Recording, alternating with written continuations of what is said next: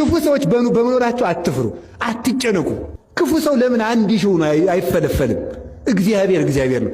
አቤቱ ባንተ ጥላ ተጠግተን በጠላቶቻችን መካከል በሰላም እንኖራለን። እንዲያውም እግዚአብሔር ጠላት እያለ ክፉ ሰዎች እያሉ ማኖሩ ድንቅ እንዲሰኝ ነው ክፉ ሰዎችን ዕድሜ የሚሰጣቸው። ተንኮላቸው ጫፍ እስከሚደርስ ድረስ ዝም እንደሚላቸው ማወቅ አለባቸው። እግዚአብሔር ደግሞ መጨረሻ ላይ እንደሚመጣ ማወቅ አለባቸው። አንዳንድ ጊዜ ሰይጣን ምንድነው መሰላችሁ? የሰይጣን አንዱ ማስፈራሪያው ምን እንደሆነ ታውቃላችሁ? ለክፉ ሰዎች ከፍታ መጨመር ነው።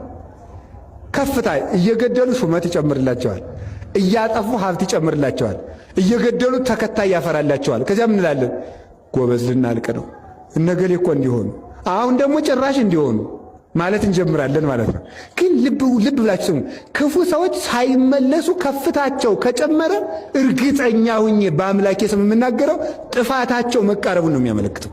ሰው ሳይመለስ ንስሐ ሳይገባ በእግዚአብሔር ሳያምን ከፍታው ከጨመረ ውድቀቱ ተቃርቧል ማለት ነው። በእግዚአብሔር የሚያምን ሰው ከፍታው ሲጨምር ደግሞ እሱ ድነት ይዞ ሊመጣ ነው ማለት ነው። ይህ እርግጠኛ መሆን አለባችሁ። አንድ ሰው ከቅርብ ቦታ ሲወድቅ ነው ከሩቅ ቦታ ሲወድቅ ነው ስብራቱ የሚጨምረው። ሰው ከ5 ሜትር አልጋ ላይ ከሚወድቅና ከ50 ሜትር ከሚወድቅ በጣም ስብራቱ የሚጨምረው።